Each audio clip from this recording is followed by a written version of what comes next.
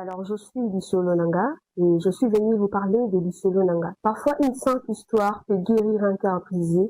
Une histoire peut redonner de l'espoir à quelqu'un qui pensait que tout était fini pour lui. Je vous invite à vous abonner à la chaîne Lisolo Nanga. En tout cas, on partage vraiment des très belles expériences, on passe des très bons moments. En tout cas, je vous invite vraiment à vous abonner massivement. C'est comme une fois, un de mes amis me disait, bah, restaurant wana, oh, momo na mindele wana, ya malewa, mais ya poto.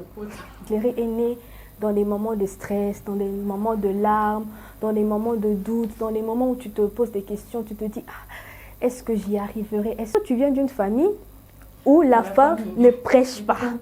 Mais on te dit que tu as un appel au ministère. Maintenant, comment tu vas faire? Certes, j'ai commis vraiment des erreurs, même dans le leadership, on commet vraiment des erreurs. Mais par la grâce de Dieu, j'ai su apprendre de mes erreurs. J'ai compris que prochainement, je ne ferai pas ceci. Alors, je suis Lisolo Nanga et je suis venue vous parler de Lisolo Nanga. Parfois, une simple histoire peut guérir un cœur brisé. Une histoire peut redonner de l'espoir à quelqu'un qui pensait que tout était fini pour lui. Lisolo Nanga. Voilà, je m'appelle Charina Katimbo, comme vous venez de le dire. Je suis présidente d'une structure Femmes Éclairées. Je suis juriste de formation. Voilà tout ce que je peux dire. Je m'intéresse un peu à l'administration, ressources humaines, leadership, management, aussi sur l'entrepreneuriat féminin et tout. Je suis un peu dans tout, partout. Je ne sais pas si on peut dire que certaines choses sont innées. Parce qu'il y a d'autres personnes, pour qu'ils arrivent peut-être à toucher à tout, que ce soit même au niveau de l'entrepreneuriat, au niveau du leadership, il faut peut-être qu'il y ait quelqu'un qui les motive, il faut quelqu'un qui les booste. Maintenant, contrairement à moi, je n'ai pas vraiment eu quelqu'un qui m'a boosté ou quelqu'un qui m'a appris, mais c'est quelque chose qui est inné en moi. Je me suis toujours intéressée à d'autres choses. Je me suis beaucoup plus intéressée au management et au leadership, ce qui a fait en sorte que je puisse suivre des formations, que ce soit en leadership, en management et tout.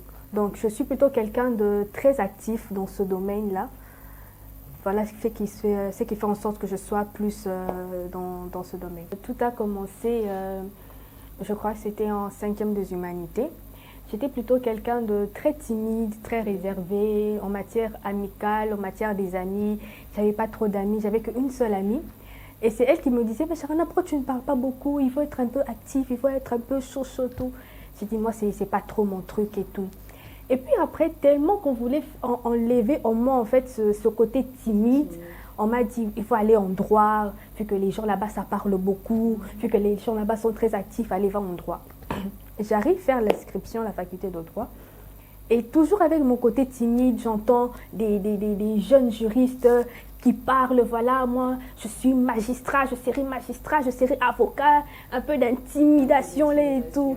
Et puis je me dis, bon, ok, moi, non, je n'aime pas trop parler en public, je n'aime pas trop m'exprimer, je suis plutôt quelqu'un de très réservé. Je me dis, mais qu'est-ce que je vais faire? Et j'entends le secrétaire général académique parler de 3 options, à part le droit privé et le droit public. Il me parle du droit économique. C'est là que je dis, bon, papa, je vais faire le droit économique. C'est là maintenant, avec le système, l'ancien système, il fallait d'abord commencer par G1, G2. Les options, on choisit ça en licence. Alors j'ai commencé en G1, j'ai commencé en G2. Et c'est là maintenant que l'amour du droit, même l'amour de l'art oratoire a commencé à naître en moi. Lorsque j'ai commencé à participer, pour la première fois en G2, j'ai participé à un concours d'art oratoire, un concours de plaidoirie. C'était pour moi ma première fois et j'ai été très surpris d'entendre les gens me dire « Ah, madame, tu t'exprimes bien, mais tu dois juste enlever un peu un côté là de toi. Mais on sent que tu as quelque chose là dans l'expression et tout. » Et c'est ce qui m'a permis en fait d'avoir confiance en moi. C'est peut-être les encouragements des gens qui m'ont permis de me dire que non, je dois travailler sur ce côté-là. Et c'est ce qui m'a conduit au leadership, au management, tout ça et tout. Très bien. Quelles sont les difficultés que vous avez à rencontrer dans votre parcours? Les difficultés sont plus au niveau du soutien, parce que c'est très difficile de rencontrer des personnes qui te soutiennent, c'est très difficile d'être entouré des personnes qui t'encouragent. On a plus ces genres de personnes, lorsqu'ils voient en toi un potentiel, le premier réflexe, c'est d'étouffer. Le premier réflexe, c'est de décourager. Le premier réflexe, c'est de tuer ce que Dieu a mis en toi. Excusez-moi d'être un peu chrétien. C'est d'étouffer ce que Dieu a mis en toi. Alors, rares sont les personnes, moi en tout cas, j'ai rencontré des personnes, rares étaient les personnes qui étaient tout autour de moi, qui me propulsaient, qui m'aidaient à avancer. C'était plutôt les personnes qui étaient à l'extérieur. Tu vois, dans un cercle d'amis, il y a toujours des amis autour de toi. Bah, toi, il y a l'Oyenge et tout, vous partez et tout. Mais il y a ces personnes, vous n'êtes pas tellement proches. Bonjour, bonjour, mais ce sont ceux-là qui croient en toi plus que les personnes qui sont proches de toi. Et ce sont les personnes-là qui m'ont vraiment aidé. Ce sont ces personnes-là qui venaient toujours avec des opportunités, qui venaient, ah Sharena, il y a un truc ici, il y a un truc là. Et tout, même lorsque j'ai commencé Femmes éclairées, c'était les personnes de l'extérieur de mon cercle amical qui sont venues, ah Sharena, en tout cas, je m'intéresse à ça. D'ailleurs, je connais mon père qui se connaît avec le ministre de la Défense, on peut aller là-bas. Donc c'est comme ça en fait que j'ai commencé. Voilà pourquoi les difficultés que j'ai vraiment rencontrées, c'est plus au niveau du soutien. C'est vraiment au niveau du soutien. Rencontrer des personnes vraiment qui croient en toi, qui croient en ce que Dieu a mis en toi, ce n'est pas facile. Parce que le réflexe d'un être humain, c'est toujours d'étouffer.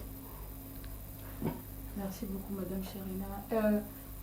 Dans le cadre de la femme éclairée, comment est-ce que cette conception aille à naître en vous et puis l'exploiter comme ça? Voilà. Femme éclairée, comme je l'avais dit une fois, femme éclairée est née dans des moments de stress, dans des moments de larmes, dans des moments de doute, dans des moments où tu te poses des questions, tu te dis ah, est-ce que j'y arriverai, est-ce que je saurai? Femme éclairée est née dans des instants de motivation. Dans les instants de motivation où tu vois plus la femme être mise peut-être au second plan. Quand on parle de la femme, on dit, bon, est-ce qu'une femme peut être présidente de la République? Est-ce qu'une femme peut être DG? La femme, elle est trop émotionnelle. La femme, elle est trop ceci. La femme, elle est trop cela. Est-ce que la femme peut apporter quelque chose? Voilà même le concept de femme éclairée. La femme qui éclaire, la femme qui apporte quelque chose là où personne n'a apporté. Et c'est venu plus dans la motivation de la femme. C'est de booster les femmes et de les pousser à agir, à croire en elles. Parce que moi, je n'ai peut-être pas eu cette occasion d'avoir des femmes qui pouvaient m'encourager, mais de créer en fait cette synergie de femmes, ces groupes-là de femmes qui se rassemblent et qui se soutiennent mutuellement. C'est de là en fait qu'est née Femme éclairée. En tout cas, c'est pas facile. Hein. C'est pas facile avec l'église. À un moment, le côté professionnel, ce n'est vraiment pas facile, mais on fait vraiment de notre mieux d'être présent. On fait vraiment de notre mieux d'être présent, que ce soit même à soutenir les femmes. Il y a certaines peut-être qui passent par des situations très compliquées. C'est comme une des filles qui est venue me voir, qui m'a dit en tout cas à l'école, ce qui elle est un peu très mince et tout. On dit voilà, elle commence un peu à développer des complexes. Elle me parle de C4, elle me parle des médicaments. Je lui dis non, pas ça. En fait, on fait toujours de notre mieux d'être présente et d'être vraiment à l'écoute. Vraiment à l'écoute. Et je ne travaille pas seule, je travaille avec une équipe, des femmes mûres. Parce que si on choisit des femmes qui pleurent tout le temps, ça sera un peu compliqué. On veut vraiment trouver des femmes qui savent inspirer aussi d'autres et qui permettent aussi à d'autres aussi de s'élever et de grandir émotionnellement, spirituellement aussi même dans la... Voilà. Concernant ma rencontre avec Jésus, c'est quelque chose, je suis née dans une famille chrétienne, j'ai grandi dans une famille chrétienne, mais la rencontre avec Jésus ne se fait pas forcément dans un cadre familial, mais c'est une rencontre personnelle. C'est une rencontre que l'on fait quand on est seul à seul avec Dieu. Et moi, j'ai vraiment rencontré Christ au travers d'une amie qui me parlait fréquemment de Jésus, elle me parlait de Jésus. Et j'ai eu à faire une expérience personnelle avec le Saint-Esprit. Quand j'étais dans ma chambre, j'étais en train pas de prier. Hein. Bon, c'est aujourd'hui que j'ai compris que je ne priais pas. À l'époque, je pensais que je priais, mais aujourd'hui, j'ai compris que je ne priais pas. J'étais juste en train de parler à moi-même, j'étais vraiment en train de me parler sous forme d'une prière. Et c'est là que j'ai entendu vraiment une voix me parler et j'ai senti plutôt la paix tout autour de moi. Et c'est là, moi, j'ai compris que ça, à la longue, hein, à l'instant là, je ne savais pas que c'était Dieu. À la longue, j'ai compris que c'était le Saint-Esprit qui me parlait. Et c'est là que j'ai commencé l'œuvre de Dieu. Je me suis vraiment plus... voilà, je vais vraiment commencer à raconter mon parcours. Moi, je suis née dans une famille des branhamistes. dans une famille des branamistes où la femme ne prêche pas, la femme ne parle pas, la femme ceci, la femme cela. Et d'un coup, on me dit, voilà, Sharina, tu es appelée au ministère, on sent un grand appel dans le ministère et tout. Maintenant, toi, tu viens d'une famille où la femme ne prêche pas. Mais on te dit que tu as un appel au ministère. Maintenant, comment tu vas faire? Et j'ai rencontré vraiment des combats au niveau familial. J'étais entrée en guerre avec mon père. Il était devenu du genre, tu n'es plus ma fille. Si tu quittes l'église, quitte aussi la maison. Avec maman, même n'en parlons pas, on m'a traité de tous les noms. On m'a traité de Jézabel, on m'a traité de tous les noms bibliques et sataniques en même temps. Et à un moment, j'ai commencé à douter de moi-même. Je dis, est-ce que hein, je peux même dire ça en lingala, est-ce que Nzela ou Nazozwe? Est-ce que ça Nzela bien? Je me suis peut-être trompée, peut-être ça. C'est peut-être peut-être c'est le diable aussi qui veut me détourner. J'ai commencé à sérieusement douter, jusqu'à ce que Dieu a fait grâce. J'ai rencontré un homme de Dieu qui m'a vraiment orientée, qui m'a aidée, qui a prié pour moi, qui m'a aidée dans la prière, qui m'a aidée dans la méditation. Jusqu'à aujourd'hui, il est maintenant pasteur, je sers dans son église, tout ça et tout. En fait, c'est comme ça, en fait, comment tout a commencé. Comment tout a commencé? Alors, c'est une très très belle parcours. En tout cas, moi, à votre place, vraiment, c'est vraiment compliqué déjà de sortir d'une famille qui est du Brana, mais il y a certaines règles qui n'est pas identique avec le christianisme. Exactement.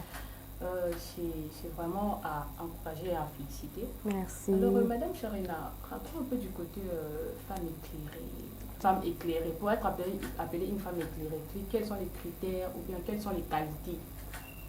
En gros, il n'y a pas de critères, il n'y a pas de qualité. On ne va pas quand même circonscrire la femme dans les critères et des qualités. Déjà, la société nous donne beaucoup de critères, beaucoup de qualités. La belle femme, c'est celle qui est claire. La belle femme, c'est celle qui a des formes. Donc, il y a trop déjà des critères dans la société. Et pour encore adhérer à la femme éclairée, on met encore des critères. Non, il n'y a pas de critères. Tout le monde peut adhérer, tout le monde peut entrer. C'est pour toutes les femmes, peu importe les catégories. Que tu sois personne vivant avec handicap, personne vivant avec ceci, vivant avec cela. Il n'y a pas de critères, en tout cas pour les femmes. Moi, je me dis que je combats vraiment cette lutte. Je suis en train de lutter contre ce critère social où on est en train de dire la femme la plus belle, c'est celle qui est claire. La femme la plus intelligente, c'est celle qui est comme ça. La femme la plus nini, c'est celle qui est comme ça. Non, ce sont des critères qui sont hors normes. Tu vas rencontrer une femme qui est noire, qui n'a pas ce que vous vous attendez là, mais elle vous dégage une intelligence, elle vous dégage un aura là, tu vas te dire, mais est-ce que c'est elle ou ce n'est pas elle?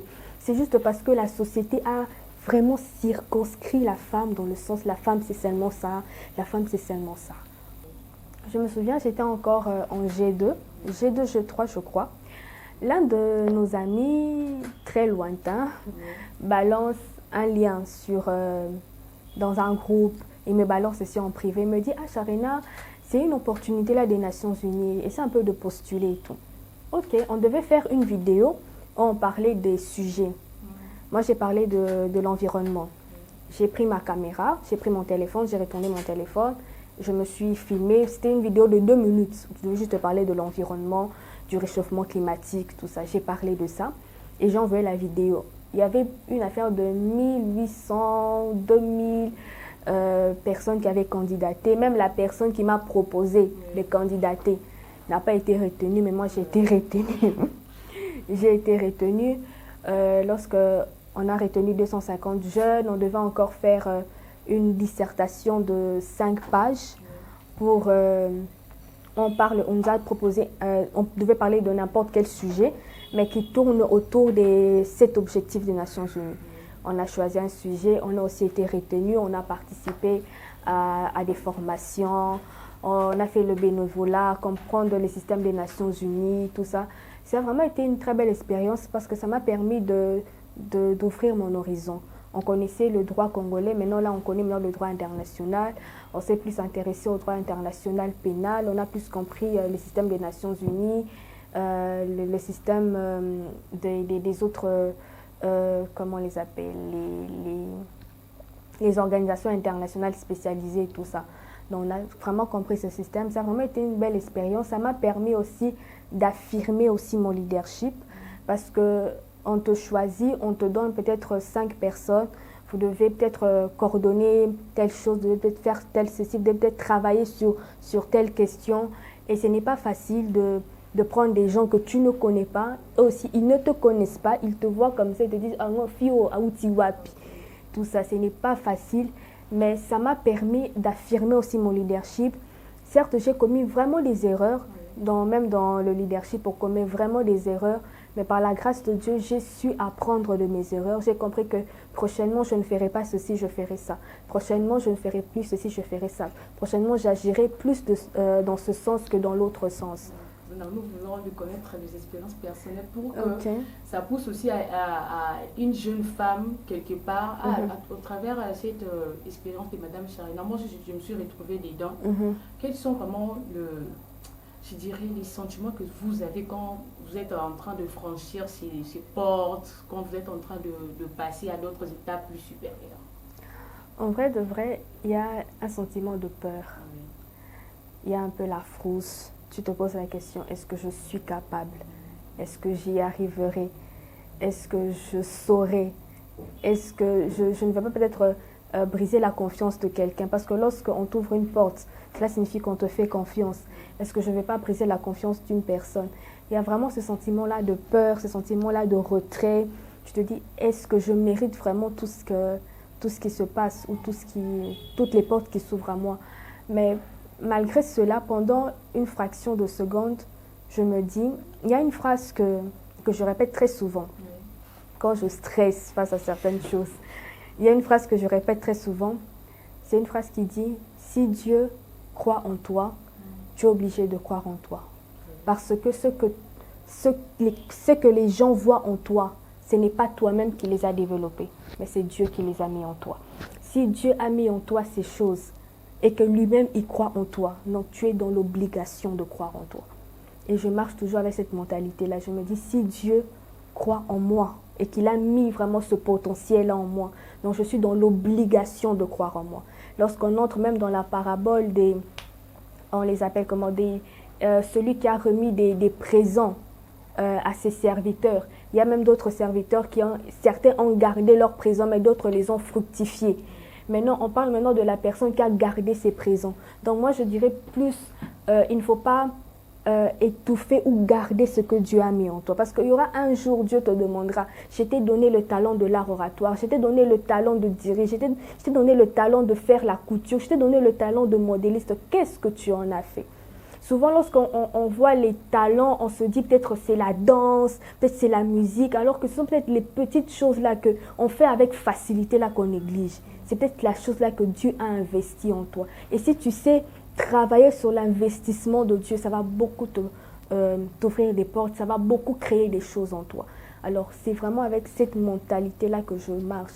Donc, si je suis là-bas, c'est que c'est Dieu qui l'a permis.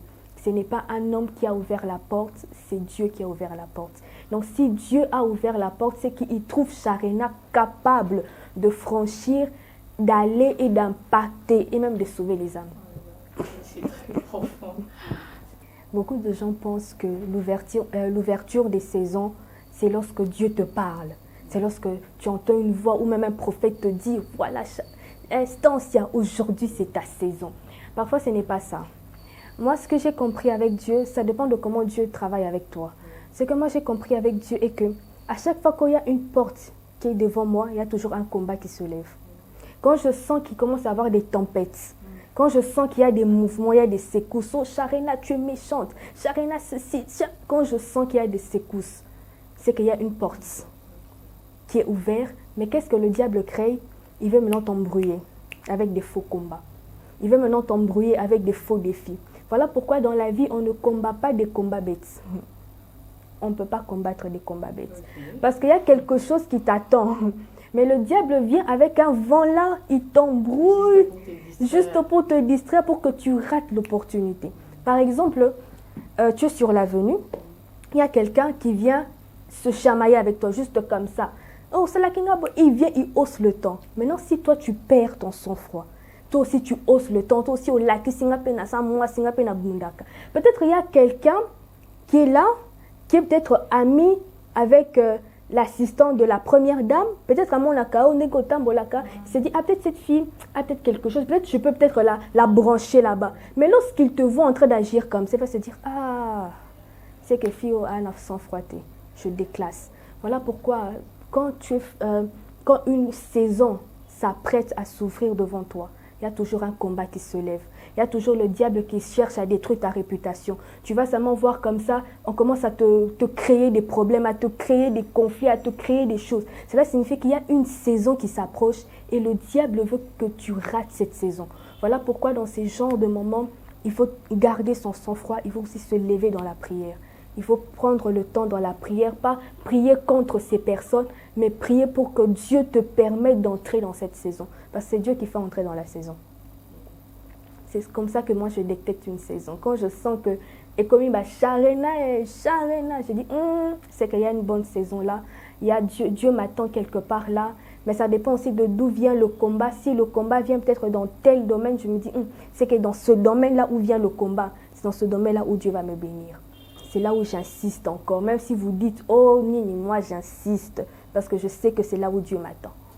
C'est que j'ai compris en fait, quand il y a plus de défis, quand il y a plus de combats, au lieu d'agir directement, tu dois d'abord te ressaisir. Exactement. Tu dois d'abord te ressaisir pour comprendre quelle direction prendre, comment agir face à ça, comment agir, qu'est-ce que Dieu veut me parler là. Exactement. Même derrière les combats, il y a même un enseignement de Dieu. Peut-être là où Dieu t'attend, cela demande à ce que tu aies un niveau de maturité. Mais Dieu ne va pas descendre pour t'enseigner, voilà la maturité, c'est comme à l'école. Non, Dieu va t'enseigner dans la bataille. Dieu va t'enseigner dans les combats. C'est là où on reçoit beaucoup plus d'enseignements et c'est même dans les adversités qu'on grandit même. Émotionnellement, on grandit même en maturité. Voilà, le silence de Dieu ne signifie pas que Dieu n'agit pas. Souvent, lorsque tu sens tu passes une saison de sécheresse, même la Bible le dit, lorsque je traverse la vallée de l'ombre de la mort, je sais que Dieu est avec moi. Même dans cette saison-là de sécheresse, Dieu est avec toi. Dieu fait sa part, il est en train de travailler sur toi. Mais toi aussi, tu dois aussi faire ta part. Il y a la part de Dieu, il y a aussi la part de l'homme. Maintenant, pendant cette saison-là, au lieu d'attendre à ce qu'on vienne te dire, voilà, tu as été embauché quelque part, au lieu d'attendre à ce qu'une opportunité s'ouvre, à toi de créer ton opportunité. Voilà pourquoi je dis, il y a quelque chose que Dieu a mis en toi. Il y a un talent là que toi, tu sais faire, mais souvent tu négliges. Travaille sur ça. Ce talent-là, peut-être tu as cette facilité-là, peut-être d'écrire des poèmes. Je connais quelqu'un qui a cette facilité d'écrire des poèmes. J'ai dit, mais tu peux commencer, tu lances un bornayo moko. Tu travailles sur ça. Tu réfléchis, tu tables sur ça, tu t'assois sur ça. Tu travailles exactement sur ça et tu vas voir, ça va te rapporter gros. Voilà pourquoi je dis toujours, les saisons de sécheresse n'existent pas. C'est nous-mêmes, on ne comprend pas. C'est nous-mêmes, on refuse, on aime s'asseoir. C'est ça avec le mal avec les Congolais. Les Congolais aiment à ce qu'on les ouvre les portes. Les Congolais attendent à ce que quelqu'un t'appelle de ministre de tel pour te dire, voilà, on t'a embauché. Non, le travail, c'est toi-même qui dois le créer. Afin que toi-même, tu sois DG de toi-même.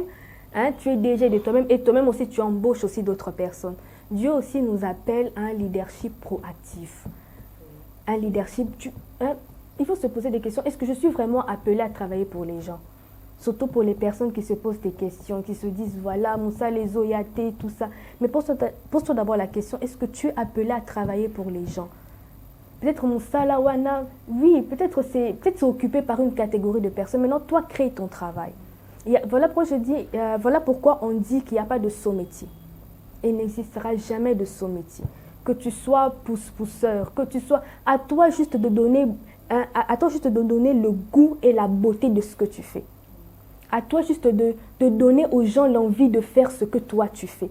Et c'est ça en fait que on doit développer en nous. Donner en fait la beauté de ce que l'on fait. Peut-être que tu es en train de faire ton stand de Malewa. Au lieu de faire ça dans des endroits sales, au lieu de mettre de la saleté à côté, bongi ça espace nao bien, arrange, non, mets ça dans un haut standing. C'est comme une fois, un de mes amis me disait, restaurant wana, oh momo na mindele wana, ya Malewa, mais ya poto. Ya non Malewa. Mais qu'est-ce qu'ils font? Ils ont juste arrangé le cadre, Il vous met un shawarma à 10 $, malgré que ça ne coûte même pas 10 $.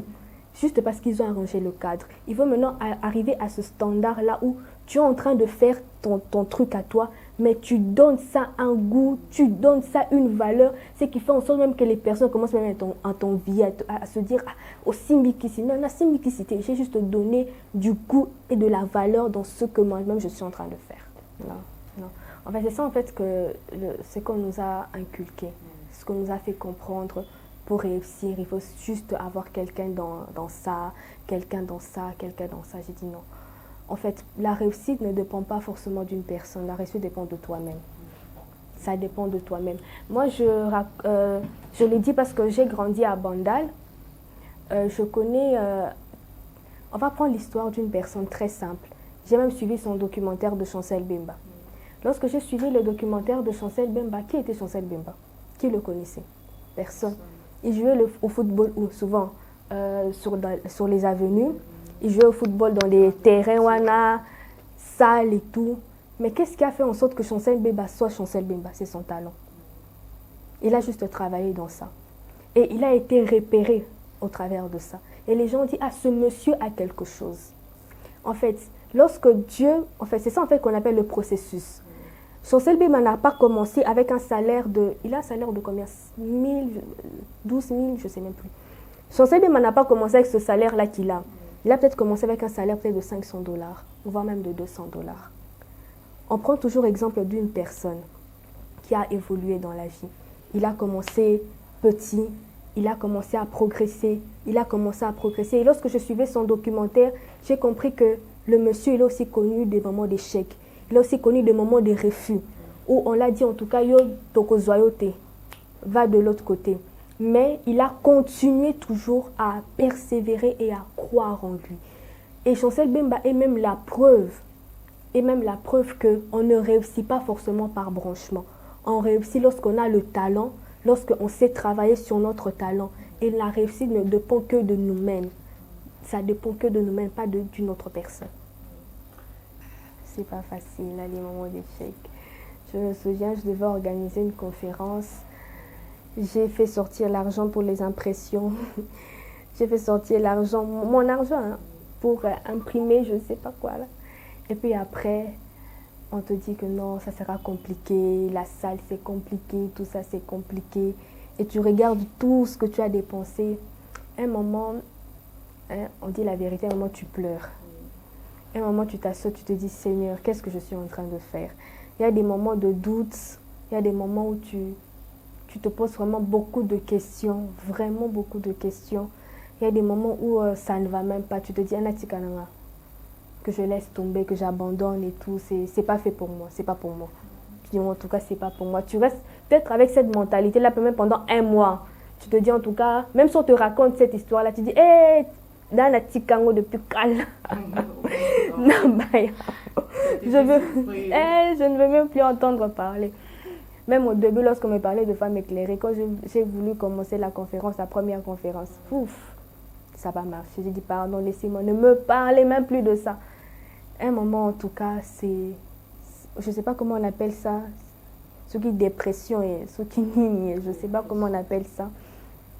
Mais c'est un moment où tu tombes un peu bas, où tu n'arrives même plus à te projeter, où quand tu vois le projet, tu te dis comment j'arriverai à surmonter ça, comment j'arriverai à passer cap. Et c'est là maintenant, voilà pourquoi on dit toujours vous inspirer des autres. J'ai vu une de mes amies qui a aussi sa structure, elle c'est plus une fondation pour aider les orphelins. Elle a organisé une conférence en ligne. Quand j'ai vu la conférence en ligne, je me suis dit, bon, moi qui cherche à organiser une conférence en présentiel, avec les cours, je peux commencer d'abord par une conférence en ligne. Et c'est ce qui m'a motivée. Je me suis dit, bon, ok, je peux commencer petit à petit. J'appelle peut-être 2 ou 3 personnes, voir d'abord comment ça va marcher, quel élan ça va prendre, petit à petit. C'est là même j'ai compris même l'importance du processus. Peut-être que j'étais pressée à faire des grandes choses, tandis que je devais juste commencer par des petites choses. Est-ce que ça vous est déjà arrivé de ne plus avoir des idées? Ah oui, plusieurs fois. Plusieurs fois. Plusieurs fois, tu cherches les idées de conférences, tu cherches une idée de formation, tu te dis tout le monde est dans les terrains. Tu cherches ta particularité, tu dis tout le monde est dans les terrains. Oui, il m'arrive en tout cas ces moments-là où, donc, idée est ça, mais tu ne sais pas comment faire sortir ça. Oui. Hein, tu sens ça tourne dans la tête, mais tu ne sais pas comment. C'est un peu pas. Donc, tu ne sais pas comment concrétiser ça. Une fois, ça m'arrive vraiment très souvent, vraiment très, très, très, très souvent. Mais il y a aussi des moments, quand tu es sur la... Ça arrive très souvent, quand tu es dans un environnement calme. Quand tu es calme, tu es en train de regarder la télé. Cette idée-là qui était en train de s'éparpiller, pendant une fraction de seconde, elle va un peu prendre forme. C'est comme si on le mettait en ordre. On le mettait en ordre. En ordre de classer. Tu te dis, ah mais oui. Non, le réflexe, sinon c'est quoi? C'est de noter. C'est ce que je fais. Quand je sens qu'une idée vient, pour ne pas la perdre, je note. Même si je suis sur la moto, je sors le téléphone, ou soit je m'enregistre. Je m'enregistre, je parle, tout ce qu'il y a là, je parle. Je vais réécouter ça après. En fait, je prends un code. En fait, les idées ne sèchent pas. Ouais. Les idées ne sèchent pas. C'est juste que tellement qu'on est tellement embrouillé, le matin, il faut sortir, il faut aller ceci, il faut aller cela, tout ça. Non, le cerveau n'a pas le temps de bien réfléchir. Maintenant, au moment où tu demandes au cerveau de réfléchir, il cale. Pourquoi? Parce que tu as tellement réfléchi sur beaucoup de choses. Il cale. Il a besoin aussi d'un temps de repos. Est-ce que j'ai remarqué que c'est dans les temps de repos où les idées viennent? Parce que ton cerveau est en mode je suis calme. Oui. Ton cerveau est calme. Maintenant, tu peux mieux réfléchir. C'est là maintenant que les idées viennent. Tu es sur la moto, soit en embouteillage, tu regardes, bon, ok, tu es calme. Et puis après, il y a une idée qui vient. Premier réflexe, tu notes. Premier réflexe. Même si, moi je me dis, on ne va pas me voler les téléphones. Je sors les téléphones, je m'enregistre et puis je fais un tri. Et puis je peux commencer à travailler sur ça, Maintenant, je rentre à la maison, je travaille, j'analyse les possibilités. Moi-même aussi, je me dis, bon, j'analyse aussi les difficultés que je peux rencontrer. Je commence à travailler sur ça. Donc, il faut vraiment prendre le temps de parler avec soi-même, tu vois. Exactement. Ces moments-là, genre, tu te poses et puis tu commences à écrire. C'est vraiment important de passer un peu du temps avec soi-même pour restructurer, si je peux dire. Les phénomènes des filles mères, en tout cas, c'est un phénomène qui est vraiment répandu. Il y a même certains pasteurs qui disent que c'est un vent diabolique. Satan a soufflé un vent sur les filles. Dans mon entourage, j'ai des amis qui sont des filles mères. D'autres continuent toujours dans leur élan là, à avoir des enfants avec plusieurs papas. D'autres essayent de se reconstruire, d'autres abandonnent, disent en tout cas moi les études c'est terminé. Moi je me dis qu'un enfant ce n'est pas une fatalité. Il y a beaucoup de femmes qui cherchent des enfants à la montagne, qui cherchent des enfants à l'église, qui cherchent des enfants partout, même chez les nganga, même chez les sorciers. Ils cherchent des enfants. Alors si tu te dis que l'enfant que j'ai, c'est une fatalité, l'enfant que j'ai, en tout cas à Kanginga vie, non, ne te dis pas ça. Peut-être ce petit, moi je prends l'exemple de la maman de Cristiano Ronaldo. Cristiano Ronaldo n'est pas né dans une famille où il y a papa et maman. Sa maman est tombée enceinte. Il avait raconté son histoire. Sa maman prenait beaucoup de l'alcool pour que l'enfant puisse mourir. Mais l'enfant est né. Aujourd'hui, cet enfant-là fait la fierté de sa maman. Sa maman, si aujourd'hui elle roule carrosse, c'est à cause de cet enfant. Alors moi, ce que je conseillerais aux filles mères est que ce n'est pas encore fini. Ce n'est pas encore fini. Cet enfant-là, peut-être, tu ne sais pas, peut-être c'est le futur Fatih de demain. Peut-être c'est le futur Premier ministre de demain. Tu ne connais pas l'avenir qui est caché derrière cet enfant. Alors prends le temps d'investir sur cet enfant. S'il faut faire des sacrifices, fais des sacrifices pour cet enfant. Et continue aussi à travailler sur toi-même. Si tu avais arrêté les études, bats-toi pour continuer les études. Parce qu'il y a ta vie à toi et il y a aussi la vie de ton enfant que tu gères. Donc ce que moi je conseillerais aux filles mères de se relever, de vraiment se relever, d'avancer et de continuer, de vraiment continuer. Il y a même des filles mères où le papa même il a abandonné l'enfant, il ne veut même pas entendre parler. Moi ce que je dis, il ne faut pas compter sur lui. S'il a laissé l'enfant, s'il ne veut plus en prendre en charge, soit papa, soit maman. Ce n'est pas facile, c'est vraiment un grand sacrifice. J'ai vraiment des amis qui se retrouvent dans ce genre de situation. C'est vraiment un très grand sacrifice, mais accepte de payer le prix. Il faut vraiment accepter de payer le prix. Donc le finir, ne baissez pas les bras, ce n'est pas la fin du monde. Exactement, c'est pas la fin du monde. Si tu sens que tu es dans un domaine où tu dois tellement investir, tu dois faire des formations, fais-le. Exactement. Pour ne pas que tu dépends de la vie d'une personne, même ils s'en foutent, des enfants. Exactement.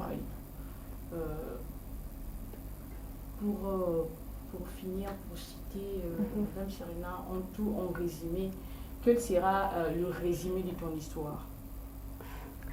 Le résumé de mon histoire, ça serait résilience. Okay. Résilience, pourquoi? On est vraiment passé par des situations très compliquées. On est passé par des situations où on n'a pas cru en nous. On est passé par des situations où on nous a fini bouton. On sait que toi, tu peux faire ça, mais on ne veut pas que ça soit toi. On t'écarte expressément de la liste. On a vraiment vécu cette situation. Mais par la grâce de Dieu, on s'est vraiment relevé. Par la grâce de Dieu, on s'est vraiment relevé. On a cru en nous.